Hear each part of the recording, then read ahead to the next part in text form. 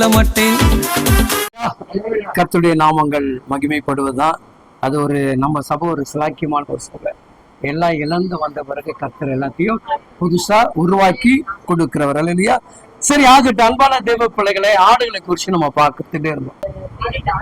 ஆட்டுக்குட்டி அவங்க அம்மாவுடைய சொல்லை கேட்டான் இல்லையா? தேவனுடைய பிள்ளைகள் நல்லா கவனிக்கணும். ஒரு ஆவிக்குரிய வாழ்க்கையில நீ வளர வேண்டும் என்று சொன்னால், முதலாவது ஒன்று ஆவிக்குரிய தகப்பனுடைய சத்தத்திற்கு செவி கொடுக்கிறவர்களாக மாறணும். எடுத்துக்கொள்வோம். ஆதியாகமம் 27:8 வசனங்கள் இவ்விதமாக சொல்லுகிறது. என் மகனே, என் சொல்லை கேட்டு நான் உனக்கு கற்பிக்கிறபடி செய். இவ்வளவுதாங்க விஷயம் இல்லையா? ஒரு தேவ பிள்ளைகள் சரியான ஊழியரையும் சரியான சபைகளை நாம் அறிய ஆரம்பிச்சுட்டா நம்முடைய வாழ்க்கை என்ன பண்ணுங்க, படிப்படியா கர்த்தர் உயர்த்த ஆரம்பிச்சுடுவார் இல்லையா? அந்த உயர்வு வரும் பொழுது அந்த மேய்ப்பருடைய சத்தத்தை கேட்கணும். இந்த யாக்கோபு தாயுடைய சத்தத்துக்கு செவி கொடுத்தான்.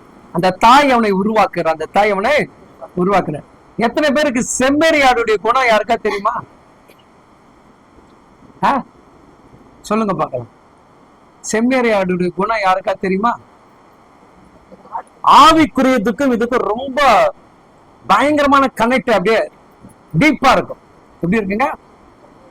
ரொம்ப இணைப்பு. சொல்லுங்க பார்க்கலாம்.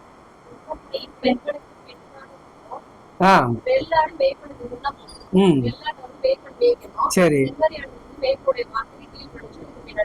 ஓகே, ஒன்னு ரைட். அப்புறம் வேற நெக்ஸ்ட் இல்லையா? நிறைய ஆடுகளை குறித்து முதலாவது நம்ம என்ன பண்ணுங்க தெரிஞ்சுங்க. 2 பேர் ஆடு மேய்ச்சாங்க. 2 பேரு யார் யார் சொல்லுங்க? மோசை ஆடு மேய்ச்சான். அவன் என்ன பண்ணாங்க? ஜனங்களை ஆளக்கூடிய மெய்ப்பரா மாறினான். தாவீது ஆடு மேய்ச்சான். ஜனங்களை ஆளக்கூடிய அரசனா மாறினான். 2 நீங்க கவனிக்கணும். அப்போ தேவனுடைய பிள்ளைகள் நீங்களும் நானும் கர்த்தருடைய ஆடாக இருந்தா அவருடைய சத்தத்துக்கு நீங்கள் செவி கொடுக்கணும் இல்லையா? செம்மறி ஆடுடைய குணத்தை சொல்ற முடிஞ்சா குறிச்சு வச்சுக்கங்க இல்லையா? ரொம்ப நாள் எனக்கு சொல்லணும்னு ஒரு ஆசை. செம்மறி ஆடு என்னன்னா எல்லாவற்றிலும் காட்டிலும் பாசம் நிறைந்ததான். எப்படிங்க? பாசம் அதிகம் உள்ளது. செம்மறி ஆடுக்கு என்னங்க? பாசம் உள்ளது. முதல்ல என்னங்க அதுக்கு பாசம் உள்ளது. நீங்கள் நான் யாரு? ஆமென் சொல்லுங்க இல்லையா? இல்லையா? சபிதா சொல்றது இல்லையா, நான் இப்படி இருந்தேன் அப்படி இருந்தேன். அப்போ அந்த ஆட்டுக்குள்ள என்ன இருக்குது? ஏதோ ஒரு வகையில அந்த வலியுடைய அன்பு என்ன பண்றது? பிள்ளைகளை கரெக்டா கொண்டு வருது இல்லையா? அதான் எப்போ சொல்வேன், நீங்க என்ன கஷ்டப்படுறீங்களோ அந்த கஷ்டத்துக்கு மாறாக கர்த்தர் பிள்ளைகளுடைய தலைகளை உயர்த்துவார். ஏன்னா நம்ம எதுக்கோ ஒரு வகையில நம்ம சில இழப்புகளை சந்தித்திருக்கலாம், சில போராட்ட நுகங்களை சந்தித்திருக்கலாம். ஆனா நம்முடைய பிள்ளைகளை கர்த்தர் கெட்டிக்கார பிள்ளைகளை தான் கர்த்தர் வைப்பார் இல்லையா? ஒருவேளை தாய் ஆணவமாக திமுறா தனாற்றலா இருக்கிற பிள்ளைகள் பார்த்தா அந்த தந்தையுடைய பிள்ளைகளுடைய சொத்து பாத்தீங்கன்னா அழிக்கப்படுகிறதாக தான் காணப்படும் இல்லையா? அப்ப இந்த செம்மறி ஆடுகளுடைய குணம் அப்படின்னா முதல் அது என்னங்க? பாசம். பாசத்துக்கு பெயர் போனது. சொல்லுங்க, பக்கத்துல பார்த்து சொல்லுங்க. நாங்க யாரு? பாசத்துக்கு பெயர் போனங்க. அதனாலதான் எங்களை யார் அடிச்சாலும் யாரு திட்டினாலும் ஏசுப்பா சோத்திரம் பண்றோம். இப்ப வந்தவங்க எத்தனை பேர் எல்லாருக்கும் சோத்திரம் பண்ணீங்க? எனக்கு சொல்றது பெருசு கிடையாது. எல்லாருக்கும் நாங்க சகோதர சகோதரி இந்த வாலிப பசங்கிட்ட என்ன பண்ண மாட்டான், ஐயா சோத்திரம் கூட சொல்ல மாட்டான், ஐயா சொல்லுங்க ஐயா அப்படின்னு இல்லையா? இதெல்லாம் என்ன பண்ண, நிறைய பிள்ளைங்க என்ன பண்ணா முதல் என்ன பண்ணுங்க, வணக்கம் சொல்லுவதற்கு கற்றுக்கொள்ளணும். எதை கற்றுக்கொள்ளணும்? அடிப்படை பேஸ்மெண்ட் என்னங்க? சோத்திரம். அப்படின்னா என்ன? ஆத்திரம் இல்ல. சோத்திரம் சொல்லும் போது அவங்க இருதயத்துக்குள்ள என்ன பண்ற, உங்களை கனப்படுத்துகிற, உங்களை தேவனுடைய நாமத்துல என்ன பண்ற, உங்களை ஆசீர்வதிக்கிறேன் இல்லையா? சொல்றது எல்லாமே தேவனுக்கு சோத்திரம், மனுஷனுக்கு அல்ல. மனுஷனுக்குள் இருக்கக்கூடிய இந்த ஆவியானவரை நம்ம என்ன பண்றாங்க, கனப்படுத்துறோம் இல்லையா? அப்ப முதல் குணம் என்னங்க? உண்மையில பாசக்கார பிள்ளைங்க தானே நீங்க? உண்மையில பாசக்கார பிள்ளைங்க தானே? ஏசப்பா அவங்க சொல்லிட்டாங்க, நீங்க கேட்டுங்க. 2வது குணம் பாத்தீங்கன்னா பணிவு, சாந்தம், தாழ்மை போன்ற குணம். எதுங்க? சொல்லுங்க. பணிவு, சாந்தம், தாழ்மை போன்ற நல்ல குணம் யாருக்கு? ஆடு வேற, நல்லா புரிஞ்சுங்களா? ஆட்டை பத்தி பேசல. ஆடு வந்து ஒரு நேரத்துல என்ன பண்ண, ஜிம்மிக்கிட்டு ஓடுறோம். இந்த செம்மறி ஆடு மட்டும் என்ன பண்ணாதுங்க, அதோடைய ட்ராக்கே மாறாது. அது என்ன பண்ணாதுங்க, சுட்டு போட்டாலும் அதோடைய குணம் என்ன பண்ணாது. அந்த குணம் தான் இப்ப தேவன் நமக்கு வேணும்னு எதிர்பார்க்கிறார் இல்லையா? நீ பைபிளை தொட்டு கிறிஸ்துடைய வார்த்தைக்குள்ள கடந்து வந்த பிறகு உன்னுடைய வாழ்க்கை எப்படி இருக்கணுங்க, பணிவு. என்ன இருக்கணும், பணிவு. இந்த பணிவு தான் நம்ம என்ன பண்ணுங்க, உயர்வுக்கான அடிச்சுவடான ஒரு பாத்து இல்லையா? அப்ப நிறைய பேர் நம்ம என்ன நினைக்கிறோம், இந்த ஆட்டுடைய தன்மைகள் புரிந்துக்கல. அப்ப மோசை ஆடை மேய்ச்சா, மோசைக்கு அந்த ஆடு செவி கொடுத்தது. இப்ப ஆட்டை விட்டு கர்த்தர் மோசை எங்க கொண்டு போய் விடுறாரு, ஜனங்களுக்கு செவி கொடுத்ததா? ஜனங்க செவி கொடுத்தாங்களா? கிடையாது. தாவீது ஆட்டை மேய்ச்சா, ஆனா தாவீது ஜனங்கள் என்ன பண்ணாங்க, செவி கொடுத்தாங்க. தாவீதுக்கு எல்லா ஜனங்களும் செவி கொடுத்தாங்க. அங்க ட்ராக் வேற. இவன் தீர்க்கதரிசி, அவன் ராஜா. யாருங்க? மோசை தீர்க்கதரிசி, இவன் ராஜா. ராஜா சொன்னா உடனே அழிவு. ஆனா மோசையால அதை செய்ய முடியும். மோசையால என்ன பண்ண முடியாது, செய்ய முடியும். ஏன்னா அவன் என்னன்னா ஆட்டுடைய மேய்ப்பர். அந்த ஆடு அடிச்சாலோ அந்த ஆடு மிதிச்சாலோ அந்த ஆட்டுக்காக பரிந்து பேசக்கூடியவர் தான் மேய்ப்பர். இப்ப ராஜாவுடைய சாணம் அப்படி இல்ல, ஒருத்தவனை பேசினா அவனை கொண்டு போய் சிறையில பண்ணா போட்டுடலாம், அந்த அதிகாரம். அப்ப இந்த ரெண்டு ஆட்டுக்களுக்கு இடையில இந்த செம்மறி ஆடு தான் மிகவும் கனத்துக்குரிய ஆடு. நீங்க நல்லா பாருங்க, இந்த மேய்க்கிற இடத்துலாம் பாத்தீங்கன்னா இப்ப எங்க கம்மி, வெளிநாட்டுல பாத்தீங்கன்னா நிறைய இருக்காது. சும்மா பாத்தீங்கன்னா அப்படி சார அழகா என்ன பண்ணோம், உன்னோடு கூட போகும். அதுகிட்ட இன்னொரு விசேஷம் என்னன்னா, தாய் போல பாசம் கொண்டது. அதோடைய குணம் என்னங்க, தாய் போல பாசம் உள்ளது இல்லையா? இன்னொருவருக்கு தீங்கு செய்யாதபடி இன்னொருவரை என்ன பண்ணுங்க, அனைத்து தன்னோடு கூட இணைத்துக் கொள்ளும். இன்னொன்னுக்கு தீங்கு செய்யாதபடி அது தன்னோடு கூட அது என்ன பண்ணுமா, அணைத்துக் கொள்ளும் இல்லையா? இந்த செம்மறி ஆடுடைய குணம் ஒவ்வொரு கிறிஸ்துவ பிள்ளைகளுக்கும் இந்த கடைசி காலத்துல வேண்டும் இல்லையா? இதுல வேண்டுங்க, கடைசி காலத்துல உங்ககிட்ட அந்த குணம் இருந்தா உங்க பிள்ளைகிட்ட அந்த குணம் இருக்கும். அப்ப நம்ம விதைக்கிற விதைகளை சரியா என்ன பண்ணிடணும், இப்ப விதைச்சிடணும். ஏன்னா பின்னாடி வாலிப பிள்ளைங்க ஊழியம் செய்யுமான்னு தெரியாது. வாலிப பிள்ளைங்க நம்ம வாலிப பிள்ளைங்களுக்கு கூட நம்ம என்ன பண்றோம், நிறைய இடத்துல சபைக்கு எப்படி போனோம், எப்படி ஆடைகளை உடுத்தணும் கூட நம்ம பிள்ளைங்கிட்ட என்ன பண்ண மாட்டோம், சொல்ல மாட்டோம் இல்லையா? ஆனா எங்க சர்ச்சுக்கு வந்தா டி ஷர்ட் ஜீன்ஸுக்கெல்லாம் நாட் அலோடு. நீ வீட்டு பேரெல்லாம் தப்பிச்சுக்கிட்டேன் இல்லையா? எங்க சர்ச்சில் என்ன கிடையாதுங்க, ஜீன்ஸுக்கும் டி ஷர்ட்டுக்கும் அலோடுகள், லெகின்ஸுக்கும் அலோடு கிடையாது. ஏன்னா ஒரு தேவனை ஆராதிக்கிற பிள்ளைகளுக்கிட்ட அந்த ஒழுங்கு கிரணம் வந்தாதான் நம்ம எல்லா இடத்துல என்ன பண்ண முடியும், மற்ற இடத்துல எப்படி வேணா போலாம். அப்படி கிடையாது. ஆண்டவருடைய பிள்ளைகள் 5 பேர் இருந்தாலும் கர்த்தரை பிரியப்படுத்துகிற பிள்ளைகளாக நீங்க மாறீங்க. அப்ப மூன்றாவது குணம் பாருங்க, பாதுகாப்பற்றவர்கள் தனிமையில் தள்ளவிடப்பட்டவர்களுக்கு அந்த செம்மறியாடு உதவி செய்யுமா? இதுங்க சொல்லுங்க தேவ பிள்ளைகளே. என்ன பிரதர், இல்லாதெல்லாம் சொன்னா எப்படி பிரதர், அப்படியா? இல்லாதெல்லாம் சொன்னா எப்படி, அப்படிதானே? அந்த செம்மறியாடுடைய குணம் அதுதான் இல்லையா? ஒருவேளை அந்த குணம் என்கிட்ட இருக்குன்னு கொஞ்சம் நான் நினைக்கிறேன். கர்த்தருக்கு ஸ்தோத்திரம் உண்டாகட்டும் இல்லையா? ஏன்னா வேதம் அழகா சொல்லுது பாருங்க, பாதுகாப்பு யார் யாருக்கு இல்ல, பாதுகாப்பு இப்ப தேசத்துல நிறைய பேருக்கு பாதுகாப்பு கிடையாது இல்லையா? அப்ப அந்த பாதுகாப்புக்கு உண்டான செம்மறியாடுகள் நீங்கள் நான் தான். இப்ப அந்த ஆத்துமாக்கள் நம்ம முகத்தை பாக்குறோமோ, அவங்களை பார்க்க தெரியலையோ, இல்ல யாரு இப்ப அவன் வீட்டுல வசதியா இருக்கிறானோ ஏழ்மையா இருக்கு நமக்கு தெரியாது. ஆனா எல்லோரும் பாதுகாக்கப்படணும். வாகனத்துல போகிறவங்க பாதுகாக்கப்படணும். ஆஸ்பத்திரியில இருக்கிறவங்க சுகம் பெறணும். அப்ப வந்து நம்முடைய இயல்பான அந்த குணம் செம்மறியாருடைய குணத்தோட கனெக்ட் ஆகிறது. ஆனா ஒருவேளை நமக்கு நெருங்கி ஒருவர்கள் வந்து நமக்கு கஷ்டத்தை கொடுத்துட்ட பிறகு அவங்களுக்கு நம்ம உதவி செய்யறதுக்கு கடுகளவு கூட என்ன வராது, நமக்கு குணம் வராது. ஆனா இந்த செம்மறியாடை நீங்க மிதிச்சாலும் என்ன பண்ண, அவங்கள போய் என்ன பண்ணுங்க, தட்டி கொடுத்து அணைக்கும். சொல்லுங்க, என்ன பண்ணுமா, தட்டி கொடுத்து அன்னைக்கு. அது யாரு கிட்ட இருக்குன்னா, கிறிஸ்துடைய பிள்ளைகளுக்குள் இருக்க வேண்டும் என்று கர்த்தர் விரும்புகிறார். யார்கிட்ட இருக்கணும், இந்த 3 காரியத்தை நான் இப்ப சொல்றேன். மீதிலாம் இப்பதான் உங்களுக்கு சுவாரஸ்யம் இருக்கு. சரி, இப்ப இந்த ஆட்டுக்குள்ள வந்துடும். இந்த ஆட்டுக்குள்ள வந்துடும். இப்ப யாக்கோபுடைய தாய் என்ன சொல்றாங்க, மகனே நான் சொல்லுகிறதை கேட்டு அதன்படி செய்யறாங்க இல்லையா? இப்ப வந்து அவனுக்கு இந்த ஆட்டுடைய தன்மை தெரியாது. யாருக்கு தெரியாதுங்க? உங்களுக்கு எனக்கு ஆடு மேய்க்க சொன்னா என்ன பண்ணும், கறி ஒண்ணுக்குள்ள இப்ப கறிகளை போய் கறி வாங்கிட்டு ஆட்டுக்கறி வாங்கிட்டு பிள்ளைங்கிட்ட என்ன சொல்லி அனுப்புவீங்க? எல்லாத்துக்கும் அவனும் வாங்கிட்டு வந்துருவான். வாங்கிட்டு வந்து நம்ம தட்டுல போட்ட பிறகு அவனை திட்டுவோம் பாருங்க.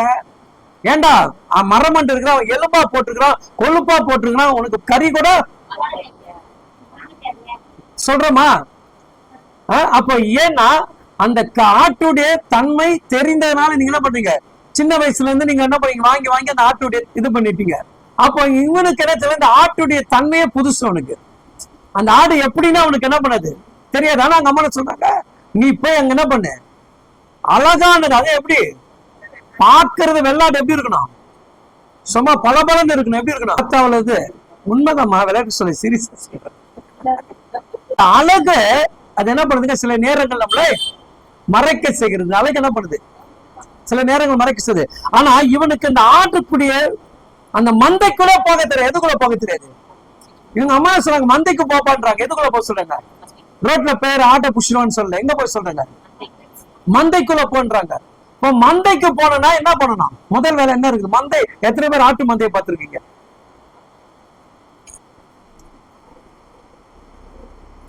ஆடு எப்படி மேய்ப்பாங்க பாத்துறீங்களா? ஆட்டை மேய்ச்சிட்டு எங்க கொண்டு போய் வைப்பாங்க? அடைப்பாங்க இல்லையா? அந்த அடைக்கிற இடம் எப்படி இருக்கும்? சுத்தி வேலி அடைச்சு சின்ன கேட்டு மாதிரி வச்சு என்ன பண்ணுவாங்க, வச்சிருப்பாங்க. இப்ப அதுக்குள்ள எல்லா ஆடும் இருக்கும். எல்லா ஆடும் நல்லா புரிஞ்சுக்கணும் தேவ பிள்ளைகள், ஆவிக்குரிய பிள்ளைகளை. எல்லா ஆடும் இருக்கும். என்ன ஆடு இருக்கும்? கல்லாடு இருக்கும், நல்லாடு இருக்கும், திட்ட ஆடு இருக்கும், மிதிக்கிற ஆடு இருக்கும், கடிக்கிற ஆடு இருக்கும். இப்ப இவன் எந்த ஆட்டை போய் பிடிப்பான்? நான் உங்களுக்கு இப்படி புரியுற மாதிரி சொல்றேன். ஆண்டவராக இயேசு கிறிஸ்து, அப்பா நான் உங்களை என்ன பண்றேன், ஓனாங்கிட்டையும் எங்க அனுப்புறாரா? சத்தமா சொல்லுங்களேன். நான் மனுஷங்கிட்ட அனுப்பணும்னு சொன்னாரா?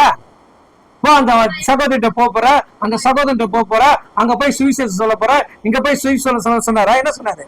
நான் யார்கிட்ட அனுப்புகிறேன்? ஓனாய்கிட்டையும் நரிகள்கிட்டையும் உங்களை. அப்ப தேவன் சொல்லக்கூடிய காரியம் என்ன? இவன் யாக்கோபு எங்க போனோம்? யாக்கோபு எதுக்குள்ள போனோம்? அந்த மந்தைக்குள்ள போனோம். அந்த மந்தையில ஓனா இருக்குதா, நரி இருக்குதா, யாருக்கு தெரியாது. இப்ப உங்களுக்கு எனக்கு என்ன தெரியாது. இப்ப நான் போய் சுந்தரி சுவிசேஷம் சொல்றேன்னா, சுந்தரி ஏற்றுக்கொண்டுதா திட்டுறதுன்னு எனக்கு தெரியாது. ஆனா நான் போய் சொல்லி ஆகணும். நான் போய் என்ன பண்ணணும், என் தகப்பனுடைய வார்த்தை கீழ்ப்படிஞ்சு நாங்க போய் நிக்கணும். அப்ப கிறிஸ்துடைய பிள்ளைகளாக நீ நானும் கர்த்தருடைய வார்த்தை கேட்கும் போது கீழ்ப்படிந்து நிற்க வேண்டும். எப்படி நிக்கணுங்க?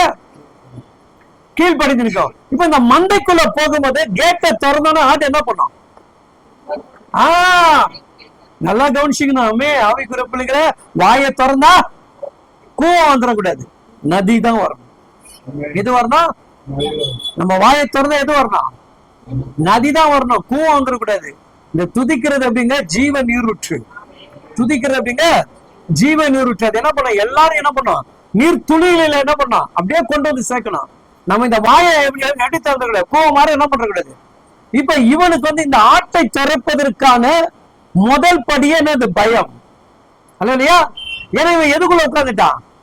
அம்மா முந்தானியே புடிச்சிட்டு ஓட்டான். யார் முந்தானிய? அம்மா முந்தானியை புடிச்சா, அம்மா போனா காய்கறி வெட்டினா இந்தம்மா, அம்மா தண்ணி ஏத்துறாங்க, தண்ணி ஏத்துற வந்து குத்துருவான். அம்மா கத்தி கட்டாங்க, கத்தி ஏத்துற வந்து குத்துருவான். இப்படியே வாழ்ந்து பாக்குறான். எப்படி இப்படிதான் இருப்பாங்கன்னு சொல்லிட்டாங்க. அல்ல இல்லையா? தேவி சொல்றது, என் பையன் அப்படிதான் போனான், நான் என்ன பண்ணாலும் என் பையன் செஞ்சிருவான். இல்லையா? சில பிள்ளைகள் அப்படிதான். ஒரு காலம் நான் என் வீட்டுல எந்த காலத்துல மதிச்சில்லை எங்க அம்மா அப்பாவை, அது வேற விஷயம். ஆனா கடைசியில இப்ப கத்திரி வச்சு செய்யறாரு. கடைசி வரைக்கும் எங்க அப்பா பாடுறாரு விஷயம்.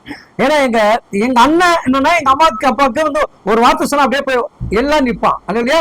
அது போல ஒவ்வொரு பிள்ளைகளும் ஒவ்வொரு குடும்பத்துல ஒவ்வொரு விதமான ஆசீர்வாதம். அப்போ இந்த அனுபவம் யாருக்கு தெரியாது? யாக்கோபுக்கு. இப்ப நமக்கு அதான் சொல்ற ஆண்டவர், நீ ஆவிக்குரிய பிள்ளையாக வந்த பிறகு நீ வர்றதுக்கு முன்னாடி கர்த்தர் எதை கற்றுக் கொடுக்கிறாருன்னா, முதலாவது என் வார்த்தைக்கு கீழ்ப்படிஞ்சு நான் சொல்லுகிற இடத்துக்கு நீ போறாயா. நான் சொல்லுகிற இந்த கேட்டை திறக்கணும். எதை திறக்கணும்? கேட்டை திறந்தா எது வெளியோடிடும்? ஆடு வெளியோடிடும். இப்ப அந்த ஆட்டுக்குள்ள எந்த ஆடு வெள்ளை ஆடுன்னு பார்க்கணும். எந்த ஆட்டை பார்க்கணும் சொல்லுங்க? ஆமே. சபைக்குள்ள எல்லாரும் நல்ல சகோதரிகள் தான், நல்ல சகோதரர்கள் தான், நல்ல பிரதர் தான். ஏன்னா சபை விட்டு வெளியே வந்த பிறகுதான் நல்லவங்களா கெட்டவங்களா நமக்கு தெரிஞ்சிடும். ஆனா அவங்க கெட்டவங்களா போயிட்டோம்னா நம்மள அவங்களோட சேர்ந்து என்ன பண்ணக்கூடாது, கெட்டவங்களா போக நான் நல்லவனா தான் இருக்கும். என் தேவன் என்னதான் பார்ப்பாரு, அவங்கள பார்க்க போறதில்ல, அவங்கள அவங்க தேவன் பார்ப்பாரு. யார் தேவன் சொல்லுங்க? என்ன என் தேவன் பார்ப்பார். அது போல அவங்க நினைச்சா என் தேவன் என்ன பார்ப்பார் நினைச்சாருன்னா அந்த இடத்துல என்ன வராது, வித்தியாசம் வராது. அப்போ தேவனுடைய பிள்ளை இந்த ஆட்டுக்குள்ள போகிறதுக்கு அவனுக்கு என்ன தின்னும், இந்த கேட்டு திறக்கக்கூடிய தன்மை தெரியணும் இல்லையா? அப்ப அது தெரியலன்னு என்ன பண்ண முடியாது. எங்க வீட்டுல என்ன கறிலாம் வாங்க சொல்லாங்க, நான் வாங்கிட்டு வரமாட்டேன்னு சொல்லுவேன். எனக்கு தெரியும், நான் இடம் கூட வாங்கிட்டு திட்டு வாங்குவாங்க இல்லையா? இத்தனை வயசாகி எத்தனை வயசு, 55 வயசு கூட என்ன பண்ணுது, ஒரு கறி வாங்க தெரியாது. என்ன தெரியாது உனக்குமாப்பா, உனக்கு தெரியுமா? நீங்களும் நல்லா பீஃப் கரெக்டா வாங்கிட்டு வந்துருக்கீங்க, அதுக்காக சொல்றேன். அப்போ அந்த அனுபவம் என்ன பண்ணாது. எங்க அண்ணனா போனீங்கன்னா நின்று நிதானமா என்ன பண்ணுவான், கறியை வாங்குவான், எலும்பு வாங்குவான், எல்லாத்தையும் வாங்கி என்ன பண்ணுவான், கொண்டு வந்து கொடுத்துருவான். வீட்டுல நல்ல பேர் இருக்கு வீட்டுல. அப்போ நம்ம சில பேருக்கு பைபிள் வாசிப்போம், சில பிள்ளைங்க பார்த்தா நல்லா ஜெபிக்கும், சில பிள்ளைங்க என்ன பண்ணாது, ஜெபிக்கிற மாதிரி நடிக்கும், அதுவும் ஜெபிக்கும், அதுவும் பைபிள் வாசிக்கும். நம்ம கண்ணு பார்த்தா எனக்கு இப்பெல்லாம் பைபிள் வாசிக்கிறான்பா அப்படியே பாத்தீங்கன்னா நமக்கு உள்ளத்துக்குள்ளாக இந்த ஆடு கூட நல்லா துதிக்குதுப்பா, பரவாயில்ல, என் பொண்ணு கூட நல்லா, பொண்ணை காட்டில நல்லா ஜெபிக்கிறான், என் பையனை காட்டி ஜெபிக்கிறான். அல்லதே நம்பாத, நம்பிடாத, போய் காது கொடுத்து கேளு. எதை கொடுத்து? காது கொடுத்து கேளு இல்லையா? இந்த ஆடுகளுக்குள் தேவன் எதை நமக்கு உணர்த்துகிறான்னு சொன்னால், முதலாவது என்ன பண்ணணுங்க, ஆட்டுடைய தன்மை எந்த இடத்தில் வைக்கப்படுகிறது, அந்த ஆட்டுடைய கேட்டை எப்படி திறக்கணும்னு என்ன பண்ணோம், அனுபவம். இப்ப கேட்டை திறந்துட்டான், இப்படியே வச்சுப்போம். ஒருவேளை தடுமாறி கிடுமாறி கேட்டை திறந்துட்டு ஒரு கேட்டை சாத்திட்டு உள்ள போயிட்டான், கேட்டை திறந்தா எது வெளியே போயிடும். இப்ப கேட்டுக்குள்ள யார் இருக்காரு, கேட்டை சாத்தி யாரோட யார் இருக்காரு, ஆட்டோட ஆட்டா. நல்லா கவனிச்சு பாருங்களேன், ஆடு என்ன பண்ணிருக்கோம், காலில் ஒண்ணு மிதிக்கும், அது மேல இருக்கிறதா எவ்வளவு ஒரு கொடூரமான அந்த 2 ஆட்டம் பிடிக்குது. என்ன ஆட்டுங்க, அவ்வளவு பெரிய ஆசீர்வாதத்தை, எவ்வளவு பெரிய ஆசீர்வாதத்தை, தலைமுறைக்கு தலைமுறைக்கு உண்டான ஆசீர்வாதத்தை பெற வேண்டும் என்று சொன்னால் முதலாவது கர்த்தர் ஒடுக்கிறார், நொறுக்கிறார், உருவாக்குறார். யாரையும் உடைக்காமல் உருவாக்குற சரித்திரமே பைபிள்ல கிடையாதுங்க. எந்த கிறிஸ்துவ பிள்ளைங்க அடுத்த பணக்காரனை கர்த்தர் தூக்கி கொடுக்கல. இப்ப நான் எப்ப சொல்லுவேன், பணக்காரனை தேவன் தேடி போலங்க, எல்லாத்தையும் இழந்து வெட்டாதாரையில இருக்கா பாருங்க, அவனை கொண்டுதான் கர்த்தர் உயர்த்த விரும்புகிறார் இல்லையா? அப்ப என்னை உடைக்கிறார், என்ன பண்றாரு, உடைக்கிறார், உருவாக்குகிறார், என்ன பண்றாருங்க, அழகான பாதைக்கு கொண்டு வருகிறார் இல்லையா? இப்போ இந்த ஆட்டுக்குள்ள போய் எந்தெந்த ஆட்டு மிதிச்சாலும் யாரு வாங்கணும், சத்தமா சொல்லுங்க, நம்ம வாங்கணும், நம்ம வாங்கணும். ஏசாப்பாக்குள்ள பைபிளை தூக்கிட்டு உள்ள வந்தாலே நம்ம வாங்கணும். லெப்ட் ரைட்டு லெப்ட் எல்லாம், இடது காலு முதல் காலு எல்லா காலும் நம்மளை உதைக்கும். அந்த உதையை தாண்டி நீ பிடிக்கிறது தான் ஒரு திறமை. கர்த்தர் உங்களை அப்படி ஆசீர்வதிக்கட்டும்.